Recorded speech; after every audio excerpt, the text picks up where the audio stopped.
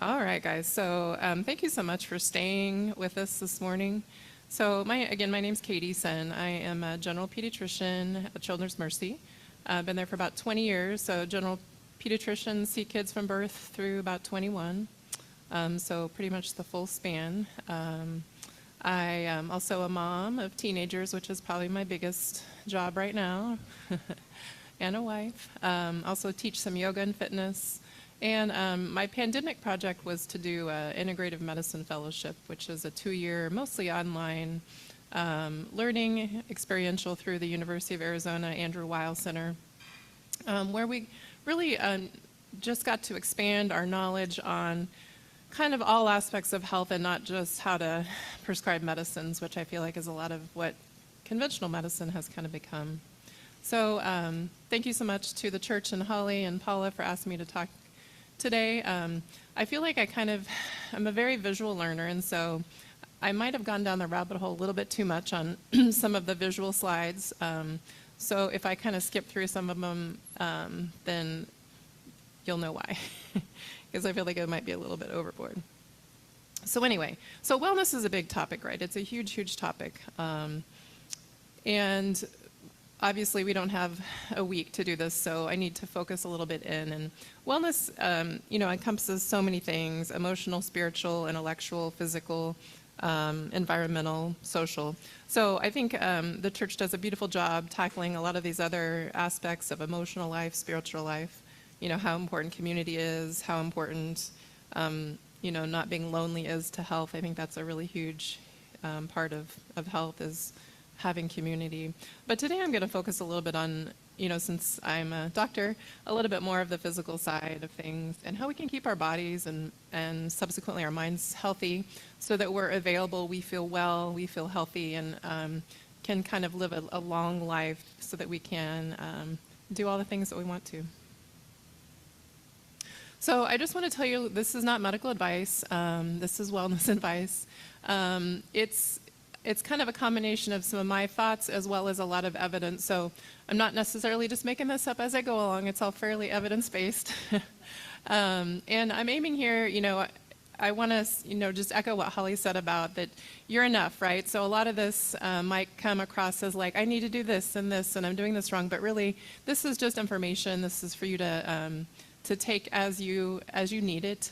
Maybe pick a couple things to shift habits, but this is all icing on the cake. You already are enough and are doing great. So just pick a couple of things from this that might resonate with you. I also want to acknowledge that, again, most people on their planet are just trying to survive. They're trying to get enough to eat. And so wellness is a privilege, right? To be able to pay attention to sort of the finer details of sleep and diet and exercise and things like that. So I want to kind of frame this by thinking about human wellness from an evolutionary perspective. The title of the talk could have also been "Convenience is Killing Us," although that's a little bit much.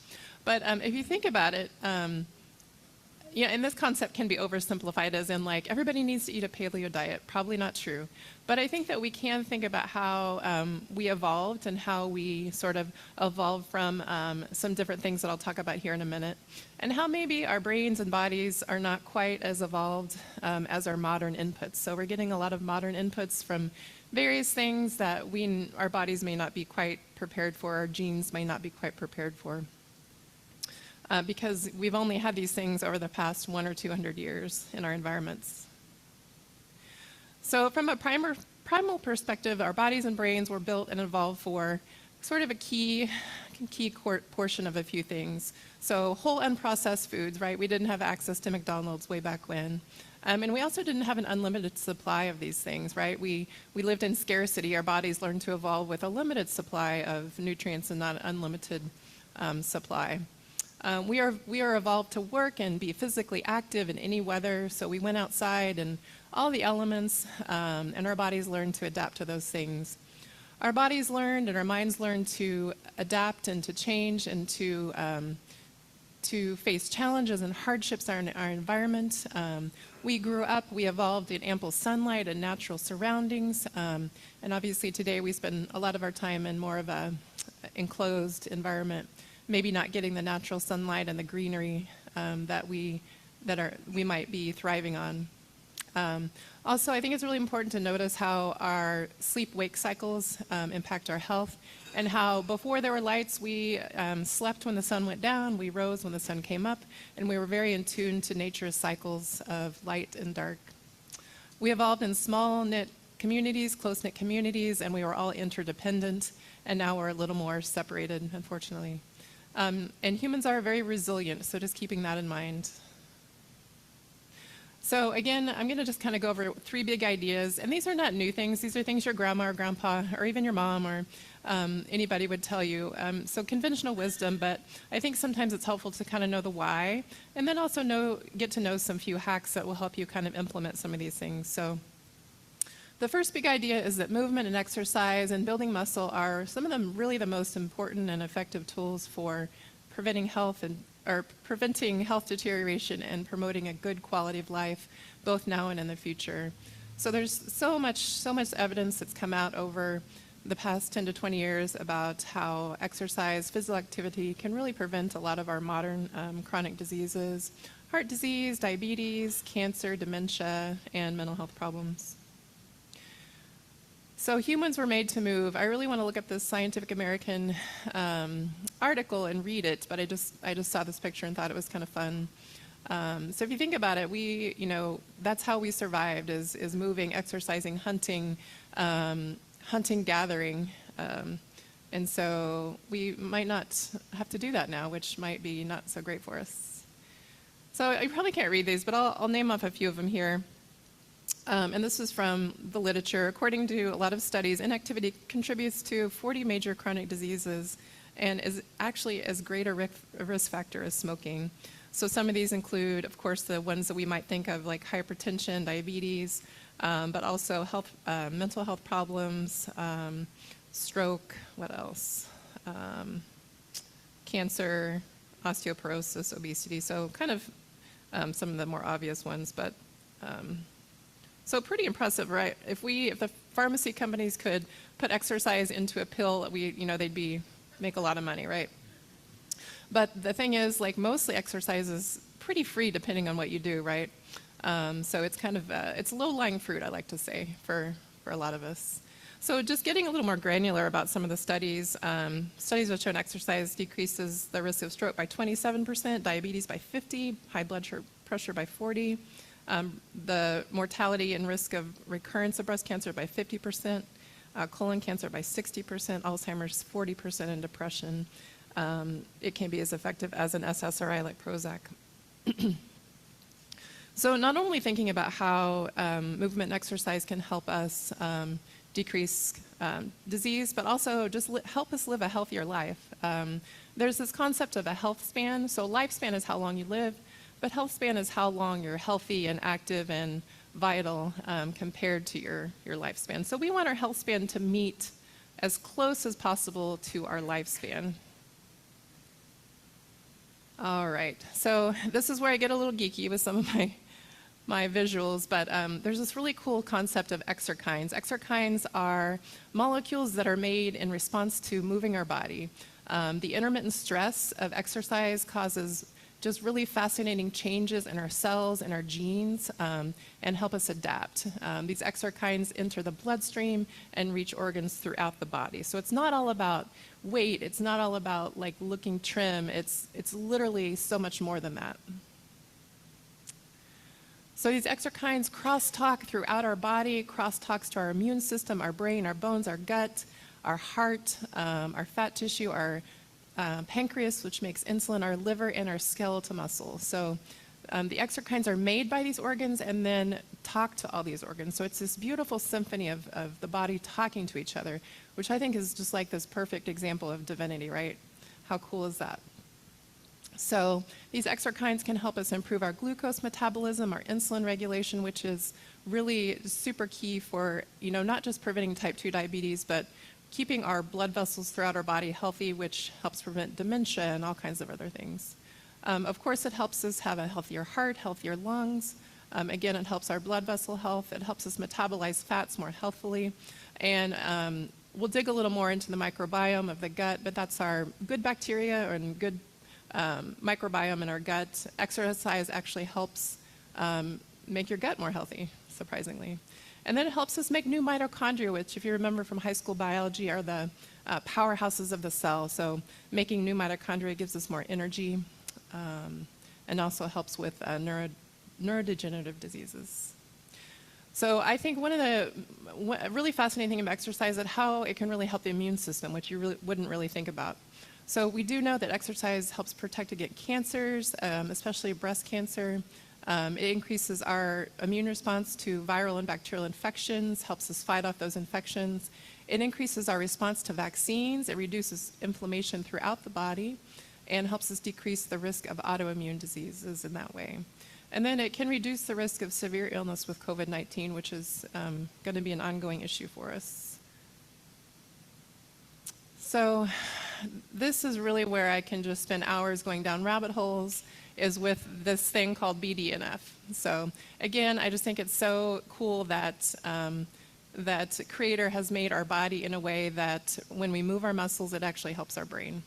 So BDNF is brain-derived neurotrophic factor, which is produced by the muscles and other organs in response to exercise. So this is actually like a miracle grow for your brain. It actually promotes the repair and connection of your nerves, right?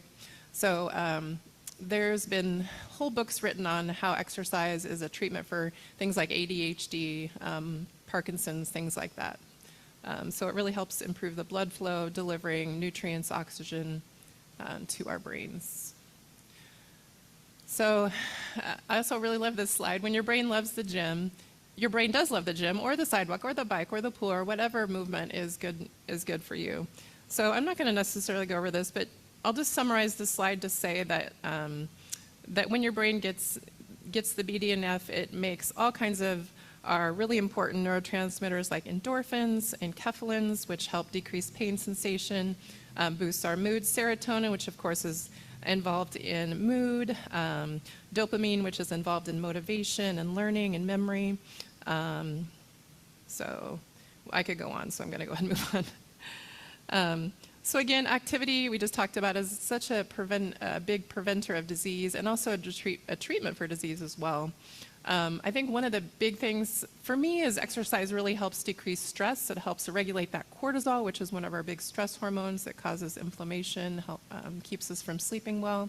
I don't think I could ever have gotten through organic chemistry in college or medical school or residency without exercise and running. That really did allow me to manage the stress, concentrate, and focus to get through all the things. We do know that exercise is protective against anxiety and depression, and even can treat these things as well. We do know that it can treat OCD, ADHD, and Parkinson's disease.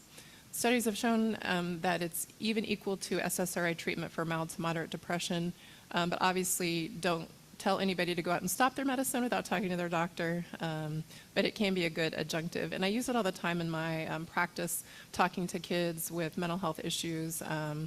I basically always draw like a pizza pie, and I talk about the different pieces of mental health treatment. And one of those is medicines, another one is exercise, one is nutrition, one is sleep. And so there's really trying to talk about all the different things that can impact mental health. I think another really important one, because if you don't sleep, you don't feel good, and you don't have a good mood. Exercise really, really, really does help your sleep quality, helps insomnia, which helps everything else. We'll talk a little more about sleep later. We do know that regular exercise can decrease the risk of dementia up to 20%, which is, again, if we had a medicine that did that, it would be all over the news, right? And even going from no exercise to a little bit is still doing a lot. So I don't want anybody to think they have to go run a marathon, or even though obviously if you want to, that's great, but even just small things like cleaning the house, running errands, gardening, even small things can make a really big difference. And that's from the Alzheimer's Society. So exercise is really a prescription that every doctor should be writing for aging well. And I wish, I'm not an internal medicine or a family medicine doctor, but I do try to talk about it in my older teens, about how to really age well, right? Instead of just putting out fires of disease, how can we talk more about aging well with things like exercise? Adults that did a fairly good rate of activity had a 38% lower risk of cognitive decline, and a moderate activity had a 35% lower risk of cognitive decline. So it literally increases your brain volume and increases the white matter in your brain, which is all the connective cables that helps your brain connect together. We know it improves memory and boosts mood, reduces stress. I think we've talked about that. So what else can we do to help prevent age-related cognitive decline? Exercise, we talked about that.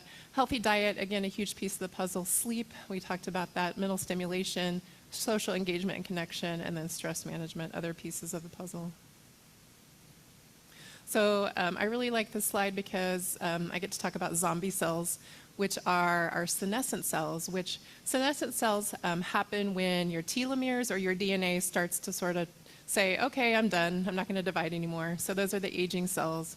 These cells sort of send out stress signals to the body like, hey, body, come save me. And so they send out these stress signals and cause lots of inflammation. But exercise can help clear out these cells from our system, these damaged cells, so that they're not so inflammatory towards the body. And exercise, we actually know that it helps lengthen our telomeres or our DNA, which is our little protective cap on the end of our DNA. So it actually gets in there, and I don't know any drug that could ever probably do that. So other tools that help us avoid these senescent cells are antioxidant foods and avoiding overnutrition or eating too much. So I really want to, if you take anything away from this talk at all, it's do what you can to build muscle, okay? Everybody can build muscle, and it doesn't have to be like going to the gym lifting weights. So muscle strengthening has some really special benefits, especially as we age, because it can help reduce your fall risk, which we know then leads to other mortalities, protects your joints from injury, helps strengthen your back, and helps you with back pain. It can correct muscular imbalances, so core exercises can really help with knee pain, back pain.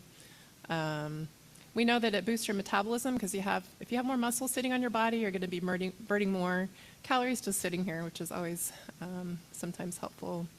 Promoting stronger bones, so preventing those stress fractures and fractures associated with osteoporosis.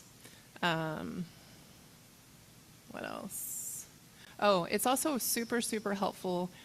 Building muscle is helpful because it basically helps pull, even at rest, will help pull glucose out of the bloodstream and help prevent diabetes.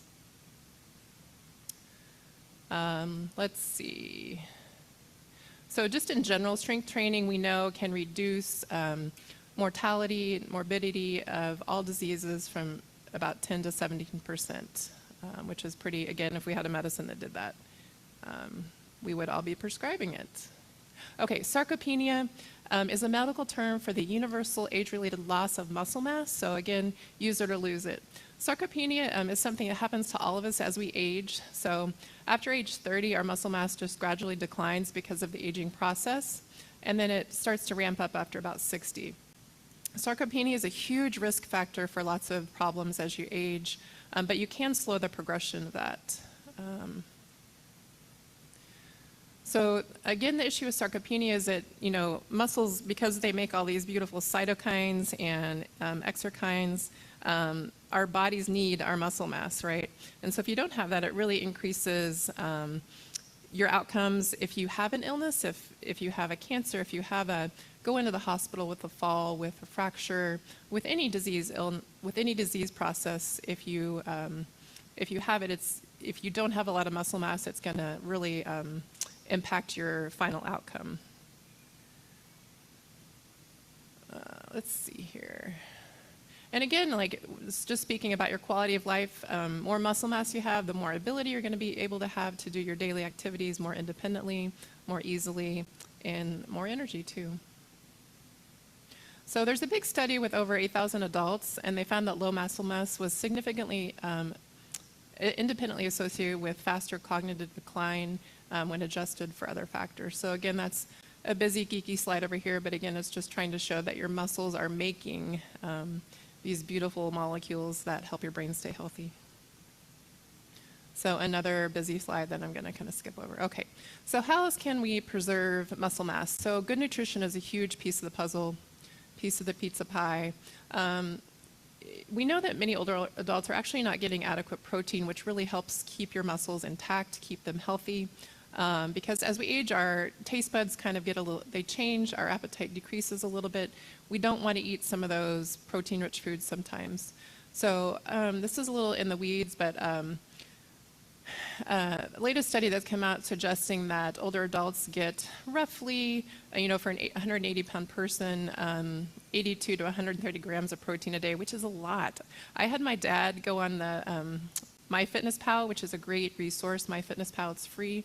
And just for a day, I had him track his protein. Because I can see in his body his muscle mass shrinking as he's in his mid-70s, late 70s now. And I think he came up with like 65 grams of protein. And he's a person that eats meat. He, had bacon for breakfast. But again, you really have to focus on getting that protein. And we'll talk more about how to do that. You really want to avoid fasting because fasting is going to decrease your muscle mass. So you want to aim for about 30 grams of protein at a meal. So what is that? It's, a nice slice of chicken. Obviously, there's lots of other sources, vegan sources, cooked beans, lentils, all that good stuff, milk. But there's just a little bit of an idea. You can refer back to this slide a little bit later if you want to get in the weeds about how many grams of protein is in things. But if you're interested, if you're curious, just download that MyFitnessPal app and track your protein for a day and just kind of see where you're at. But protein really it's not only is it a building block of your body, but it also is like a signaling molecule that tells your muscles, hey, let's make more muscle now. All right. Different ways you can kind of hacks that you can get more protein in is adding some protein powders to things like oatmeal or smoothies. And kind of easy way to get a little extra protein boost in. So other things that can really help your muscle mass in general is an anti-inflammatory diet because we know that inflammation is anti-muscle. Mediterranean diet, which we'll talk more about later, is great for muscles because it provides antioxidants. Vitamin D, we'll also talk more, but super important for muscle health. Most people are deficient in vitamin D. Proper hydration, also if you're not hydrated, your muscles kind of shrink up and are not as effective, so good to hydrate. So move your muscles, but first obviously ask your doctor if it's safe for you, but there's lots of different, I would say over the past 10 years, there's like a big boom in all kinds of different apps and resources for every adult, especially older people. So Silver Sneakers is a great class situation that they have at a lot of gyms and even online. Lots of great things on YouTube's apps. I think I have it in the next slide, but we'll talk more about specific apps. So walk with a buddy, use little hand weights when you walk. So even things like cleaning, mowing, shopping, maybe for yourself or someone in need are using your muscles and building some muscle. Body weight exercises are great because you don't have to go anywhere, you don't have to have any special equipment, just using your own body. So here's some great body weight exercises that hopefully most people can do. So just, doing a plank on a chair, on the floor, on a bed. Kitchen counter is a great place to do a couple push-ups, on the edge of the kitchen counter, a couple of push-ups every day. Gonna make progress there. And then just doing a few squats, squatting down onto a small stool, chair or the bed, maybe 10 in the morning, 10 in the evening. So these don't have to be big things, but just little movements. This lady is doing bird dog pose, which is a great yoga pose because it's strengthening your glutes, your core, your arms, your legs all at the same time. So these are some kind of fun things that you can do. I think it's really also important, especially I know as I get older, I need a little more motivation to exercise, to work out, to move my body. So group classes can be a great resource, things like yoga, Tai Chi, Pilates, biking, dancing, water aerobics. I'll just tell you a little thing. My mom, we got her an Alexa for Christmas a couple years ago. So she puts on the oldies on Alexa and she dances, even just like in her kitchen by herself. And I think that's been really great for her. She also swims because she has some joint problems, some neuropathy, and so that's been a really great exercise for her to do. And then there's really great programs for Parkinson's. There's a ton of evidence about how exercise is really the only effective thing that treats Parkinson's, and especially things like boxing that really involve multiple areas of the brain. Just gonna check my time. All right. So Silver Sneakers Go is a great free app that you can put on your phone. Senior Fitness is another app, 7-minute workout, yoga for seniors. MyFitnessPal has workout and also is a free way to track your protein and other macros if you're interested. Yoga with Adriene is a really nice, she's just this lovely lady that has a nice soothing voice. She always has a dog near her, and so it's kind of a fun way to get in some yoga. And then the Peloton app is a really nice app that I think there's a free part and then you can pay for more of it. So Fit to Live is a great book. It's a doctor that talks about all things fitness and nutrition and exercise. And then Forever Strong, there's like a really interesting new burgeoning area of like muscle as medicine going on, and Gabrielle Lyon is leading the charge on that. So how much should I do? What should I do? So obviously anything is better than nothing, but in general, I thought I should go over the general recommendation is about 150 minutes of moderate activity. So that's things like swimming, walking, biking, which I think if you break it down is like 30 minutes, 5 days a week. Or if you're really, into more things like pickleball or running, it's more like 75 minutes. Also really important as we age is working on balance, so that's where the Tai Chi and the yoga come in, and flexibility as well. Oh, and then how could I forget strength training? Most parts of the body at least twice a week is where you're going to get the most benefit. So it's never too late or too early. I don't know if you guys have heard of Joan McDonald. Anybody seen Joan, Train with Joan? So not that we're all going to be like Joan here, but I mean, I aspire to be Joan when I grow up, but I don't know, we'll see. I got a ways to go even now. But she's this interesting fitness influencer. Now, I will say that she has all the resources in the world because her daughter's like a trainer or whatever. But she went from being what she thought as unhealthy to, just changing her body by lifting weights. So I think that's mainly what she did was lift and gain muscle mass. And so there's a really interesting study that showed that even adults in their 80s and 90s who had never ever trained before, they started lifting weights and they saw incredible gains with lifting weights just 3 times a week. And I think it was within like maybe 4 to 6 months, so it didn't take forever. Okay, number 2, we're moving on here. So again, this is like, we've all heard this, right? We've all heard eat food that your great-great-grandparents would recognize because what you eat matters, nutrients matter. So if you think about humans have been able to thrive on a various, plethora of different foods throughout human history. So there's no one right diet, but in general, you want to eat foods that your grandparents would recognize. And so, for the most of history, we ate foods that were not highly processed, that were hunted, that were gathered, foraged, grown locally, and were minimally processed. So I'm not going to belabor this because, again, like food is food, but in general, we want to try to aim for the lesser processed foods. HPF is highly processed foods.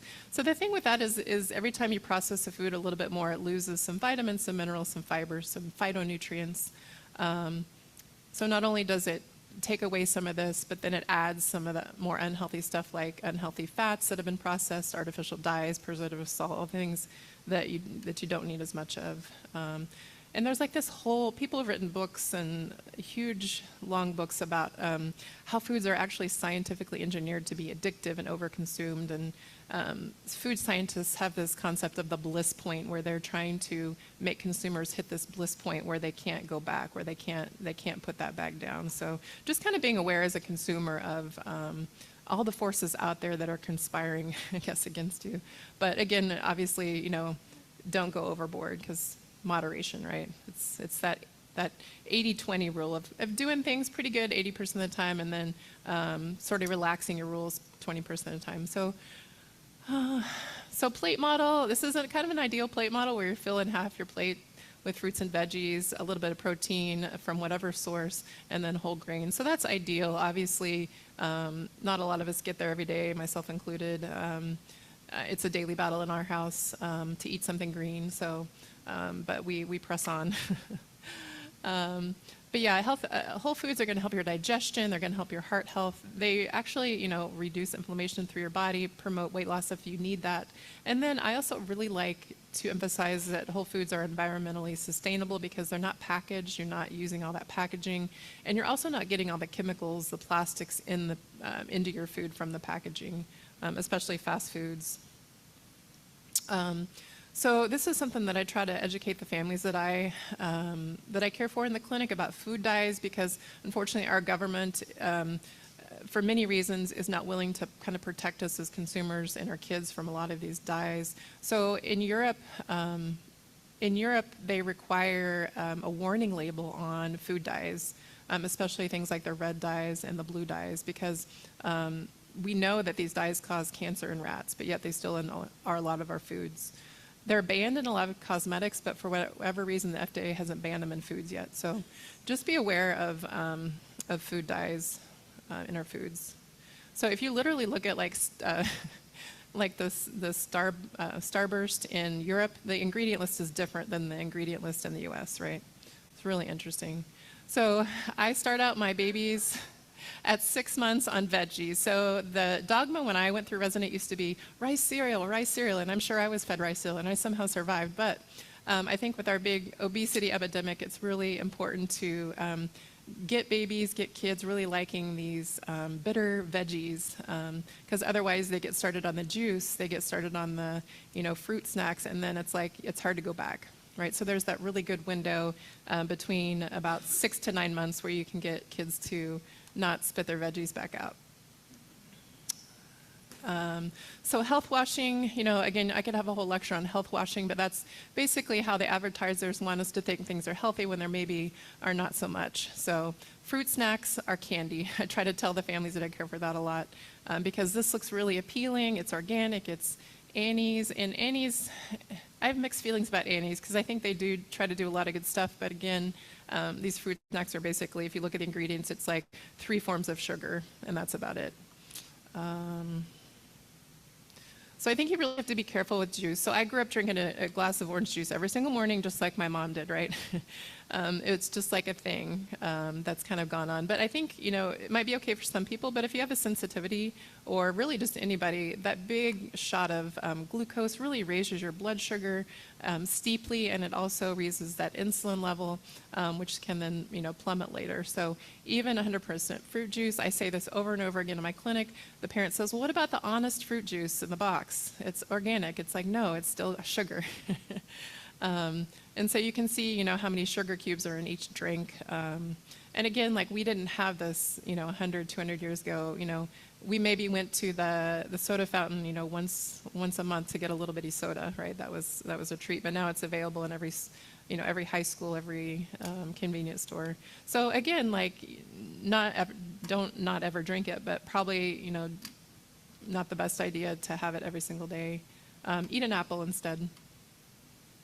So this is a little bit much. I'm going to probably skip over this mainly, but the thing with high glycemic foods that really spike your blood sugar is that what I want to get across is that the problem with high blood sugar, and even for people who don't have diabetes, if you're continually spiking your blood sugar, it's basically kind of is a corroding agent. So it's kind of corroding your blood vessels over time if it happens over and over and over and over again. So which just can lead with problems in every part of the body.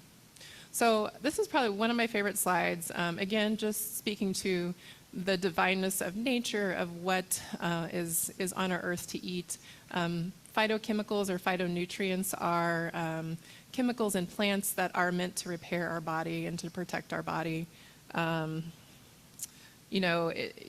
each color is good for different things. So red helps support against cancer. It helps protect our DNA. Purple is good for the brain. Green is good for detoxing, good for lung health. Yellow has those nice luteins that are great for eye health. And I could go on and on about that. So eat the rainbow. I know people say that, it's kind of a cheesy saying, but it really is true. So Mediterranean eating pattern, I like to say eating pattern instead of diet, has so much research behind it. And the thing about the Mediterranean diet is a couple things. that they think is why it works and helps reduce so many different disease processes. Has a lot of fiber, has a lot of whole grains, a lot of fruits and veggies, has fish, has olive oil, fish and olive oil being those really good fats for our body, and has some meat but not a ton, right? It's not at the bottom of the pyramid. And then just small amounts of those things like the sweets and the chocolate. And then we can debate about the wine if it really is helpful or not, but that's in there as well. And then also just the community factor. So people, way back when in the Mediterranean, places on Earth, eating groups, and they are part of a community. So again, gut health could be like this whole other week-long lecture, but I think it's something that is out there. It's kind of a burgeoning topic. Gut health, I think it was maybe Hippocrates that said that death and health all begin in the gut, and we are really becoming aware of how that's true, because our gut microbiome, which are the trillions of microscopic little microbes that live in our intestinal tract, produce so many influential things, molecules that basically go into the bloodstream and through our nerves to help all different parts of our body. So dysbiosis is basically when that gut microbiome or the bacteria in our gut gets kind of out of balance and can create the milieu for different disease processes like autoimmune diseases, inflammatory bowel diseases, and even mental health problems. So I think, this past slide describes all these axes. So the gut-brain axis, the gut-heart axis, the gut-lung axis, all these different axis meaning communication line. Probably the most fascinating one is the gut-brain axis. So we can see here how, helpful inputs like those good fats, high fiber foods, those foods and inputs and fermented foods, especially, which are things like our yogurt, our kombucha, they help our gut microbiome produce all these beautiful molecules to help our brain. But some of the less helpful inputs, like some of the processed fats, too much sugar, and not enough fiber, are a little more detrimental to our gut bacteria and cause inflammation that goes up our vagal nerve, which we'll talk about in a minute, to be less helpful to our brain. So I'm going to skip this slide. It's a little much. So back to the Mediterranean diet again, a beautiful study that showed that people that ate more along the lines of a Mediterranean pattern had different gut bacteria than the people that ate a more Western diet.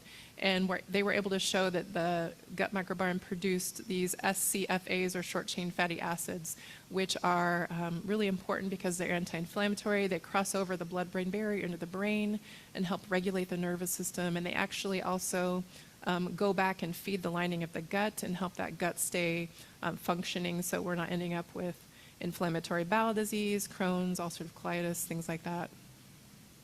So nutritional psychiatry is a whole new burgeoning, amazingly interesting area. So just a few things here. 5 foods linked to better brain power. And again, I don't want to be like, eat this, not that, but these are things that have been shown to help brain function.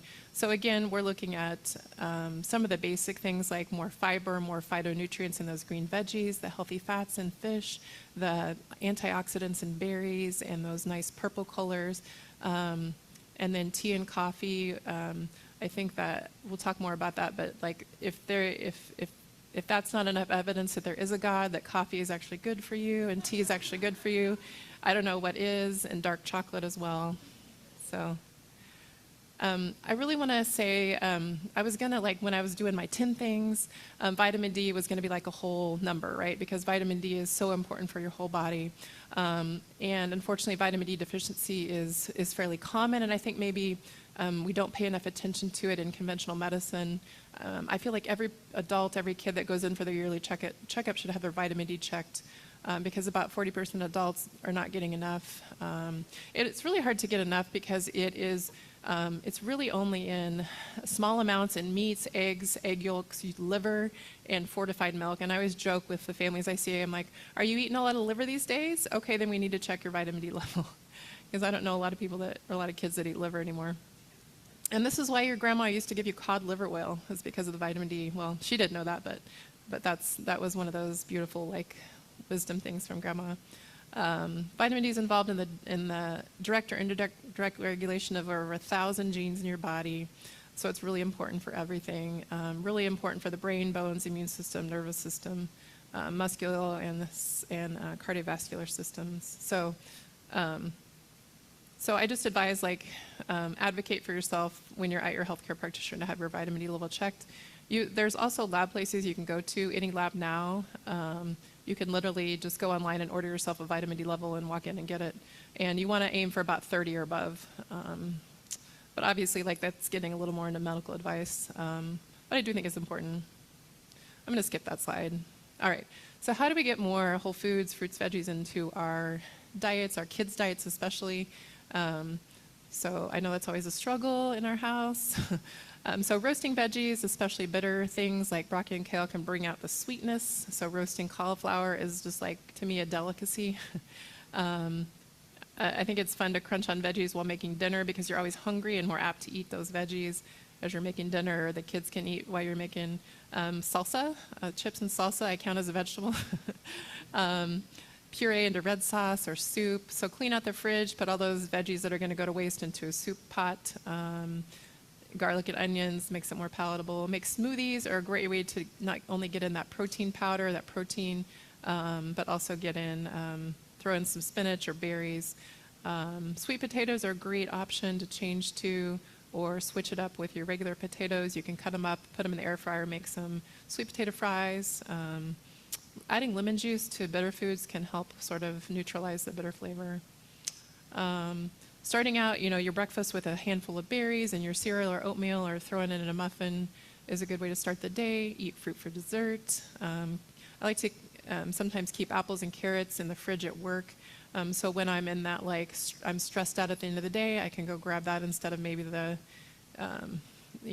chocolate from somewhere. And I will say I have a major problem with chocolate, so I'm just going to lay that out there. Frozen grapes are basically candy, so that's a nice little way to get a little sweet tooth. Using frozen fruits and veggies are great because they're cheaper and they don't go bad as quickly, and they're just there when you need them. You don't have to chop them up usually.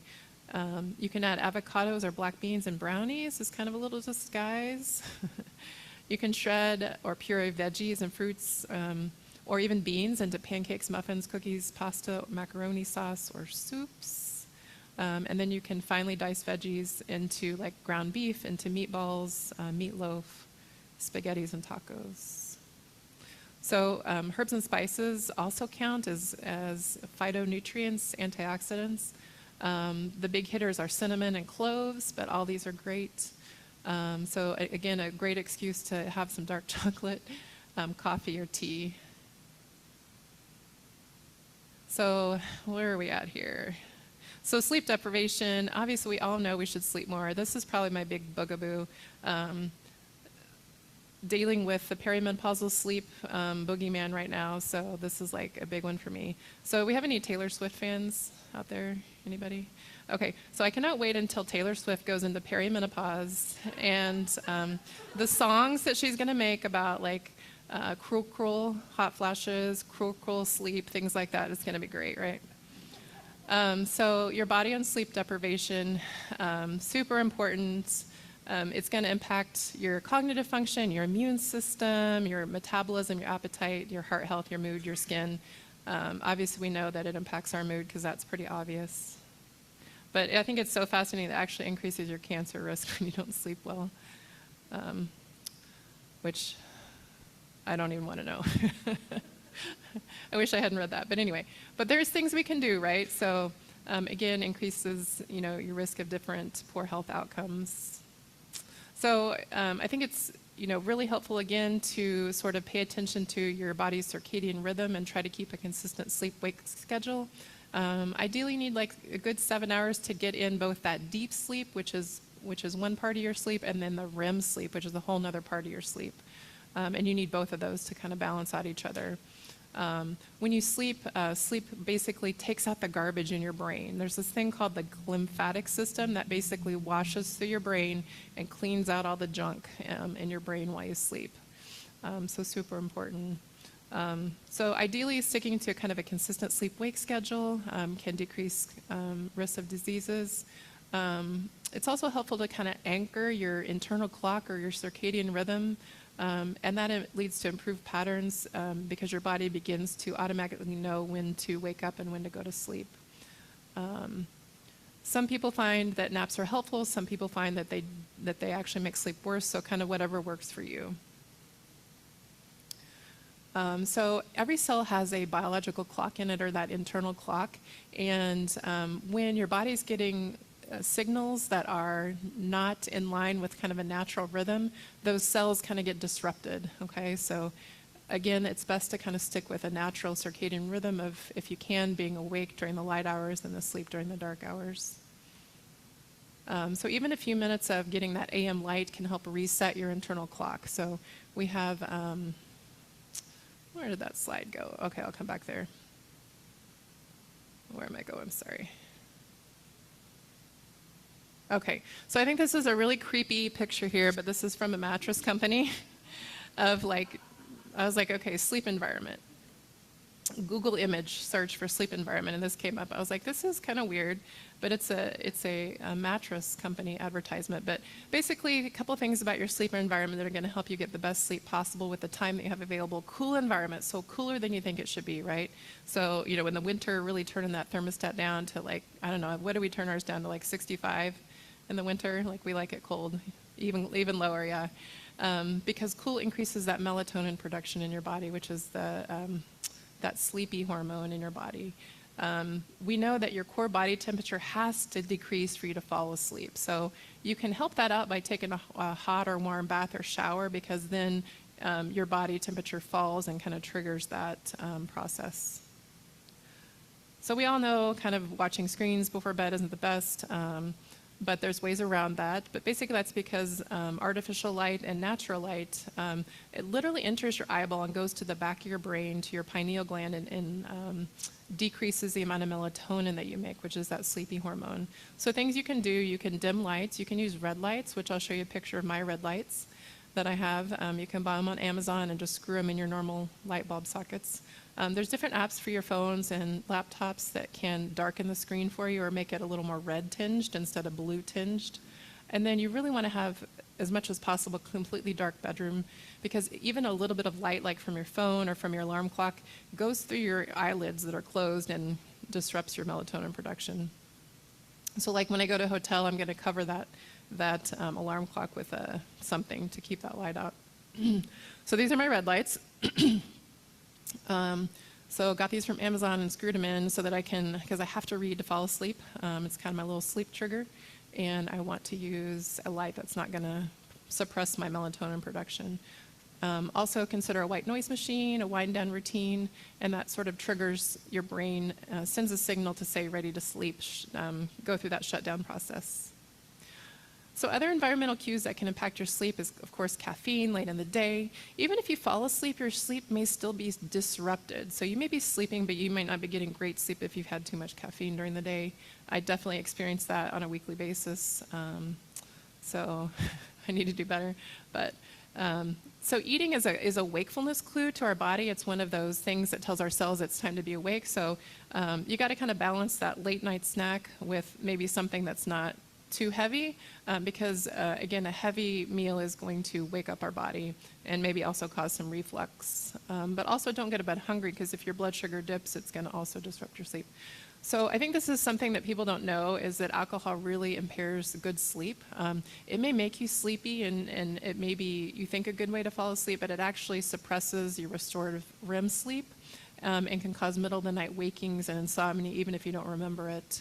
And then chronic overuse can actually cause sleep onset insomnia and worsen sleep apnea and restless leg syndrome. So what can we do to sleep better? Take melatonin if you need it. It's a natural hormone. I give it to kids. I always tell parents, I would rather your kid take melatonin than not sleep, because not sleeping is worse for your brain than any potential risks of taking melatonin, which really we don't know that there are any per se. Our brains naturally produce less and less melatonin every year that we age, so it's basically just like giving your body back something that it's already not making quite enough of. Sleep problems and insomnia can be a real sign of a medical sleep problem, like sleep apnea, restless leg syndrome, iron deficiency, and even depression is a big. I see a lot of kids, a lot of teenagers that come in, their presenting complaint is trouble sleeping. They actually have depression and improve with treatment. Most of those things you can buy, like herbals that you buy at Walgreens, are way underdosed, so they're not going to be very helpful. Just to let you know, sleepy time teas are probably better than anything you can buy at the drugstore. I'll show a couple of those. A lot of people find help listening to like a sleepy time story, so it's like an adult bedtime story on one of the apps where somebody's reading in a monotone voice, and that helps them go to sleep. Anybody do that? Yeah. So those can be really helpful. So breathing can be a great tool as you're lying in bed to calm your nervous system. Square breathing is a great technique because it's something you can visualize, something you can do anywhere for sleep, for stress. But basically the idea is, I'm going to go to this slide real quick. Basically it's triggering your vagal nerve. Your vagal nerve, I could give a whole nother lecture on about how your vagal nerve is like this hidden thing in your body that actually helps regulate your parasympathetic system, which is your rest and digest, feed and breed. So things that you do when you're relaxed and you're safe. And breathing, because the nerve innervates or goes into your diaphragm and your lungs, when you breathe nice and slowly, that tells your vagal nerve that you're safe and that you can relax. But anyway, box breathing or square breathing is an intentional breathwork practice where you breathe in for 3 or 4 counts, you hold it 3 or 4 counts, you exhale slowly with intention 3 to 4 counts, and then you hold it again. So it doesn't have to be 3 or 4 counts, but the idea is to make it slow and intentional so that you're telling your body, I'm safe, I'm calm, because it kind of goes back to, again, like the caveman days, where if we were getting chased by an animal or something, we're breathing fast. So our body knows that when we're breathing slow and with intention that we're safe and out of danger. Lavender is a great way to trigger this place in our body called the limbic system. It actually, the particles go up into your nasal cavity, hit your olfactory nerves, your olfactory bulb, which connects directly to your limbic system. Your limbic system is kind of your fight or flight system or your alert system, your amygdala, things like that in your limbic system. So we know that this is actually the way it works, which I think is another really cool way that nature has provided ways for us to be healthy and well. So a couple of sleepy time teas are a really nice way to wind down because of the ritual and just kind of the way that it can help you signal bedtime and wind down time, and also looking for these different herbs like chamomile, passion flower, lemon balm, lavender, and skullcap are a nice way, a very safe way to wind down. So you can refer back to this if you want to look up some different resources on health and wellness. If you need to look up like supplements, things like that, the Office of Dietary Supplements, the ODS, is a government website with some evidence-based resources. The government has made, for the Veterans Administration, this whole beautiful website called Whole Health. And they've done a great job of making these handouts and these resources about sort of holistic health resources that are also evidence-based as well. And then the National Center for Complementary and Integrative Health. And I think that is all. Yes, it is all. All right. Thanks for listening. Any questions?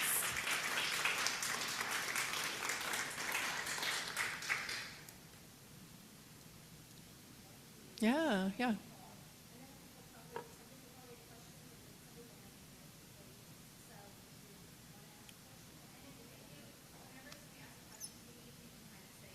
Oh, yeah, sure. Yeah.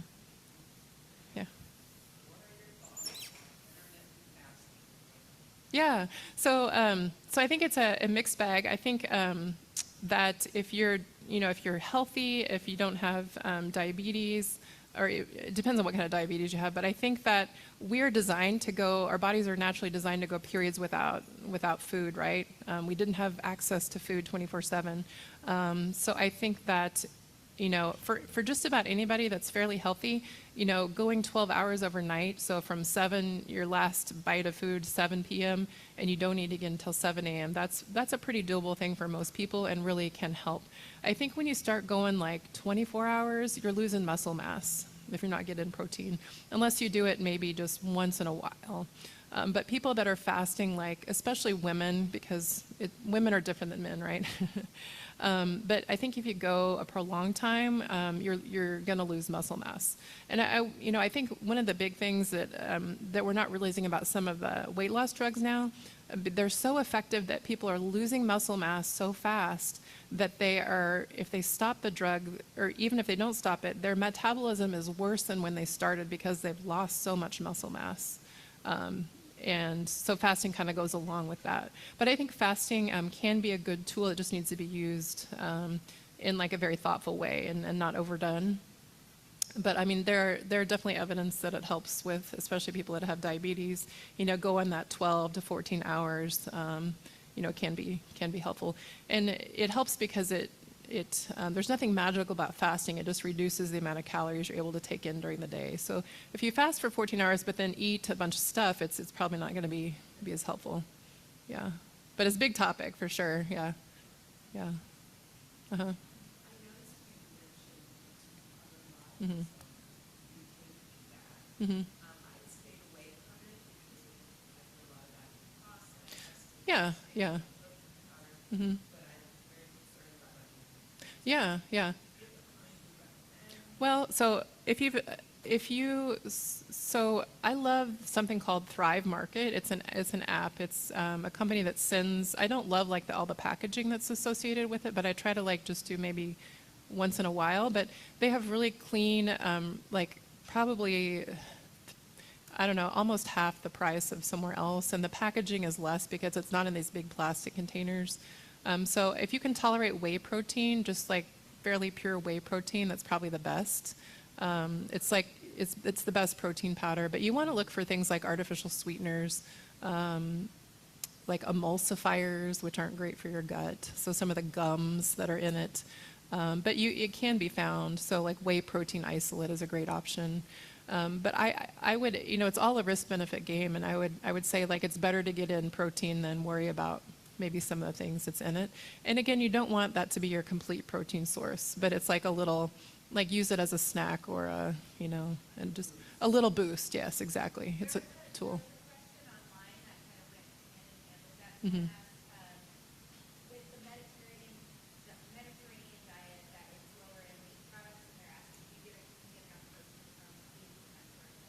You have to be very intentional. I think anybody that's on a vegetarian and vegan diet, obviously lots of evidence that it's great for you, but you just have to be very, very intentional about your protein. And it's more work. It's more work than eating meat. So, but it's doable for sure. But you can do it. But again, just use that FitnessPal app and track so that you don't have to guess. You can just actually see how much protein you're getting in a day. Yep.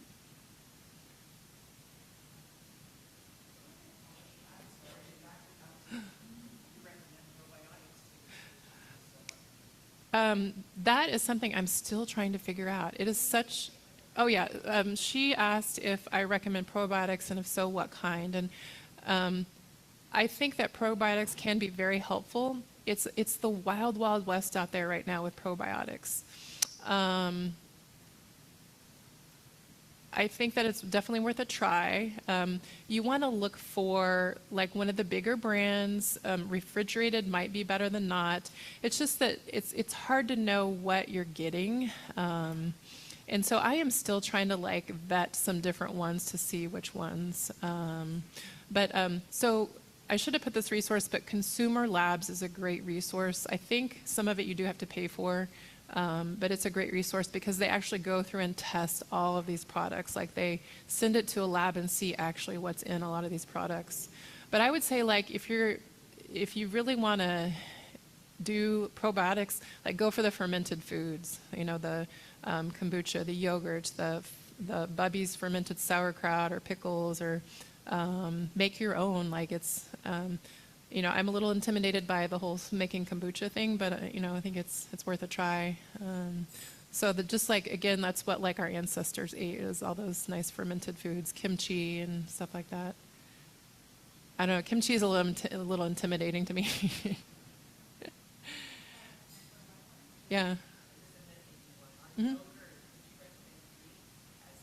Yeah, it has more protein. It has more protein. I don't know that it's better for probiotic, but again, you want to, yogurts can be loaded with sugar, so you want to really watch the sugar. But most Greek yogurt can be tasty without needing a lot of sugar in it because it has that kind of tangy thing too. Yeah, yep.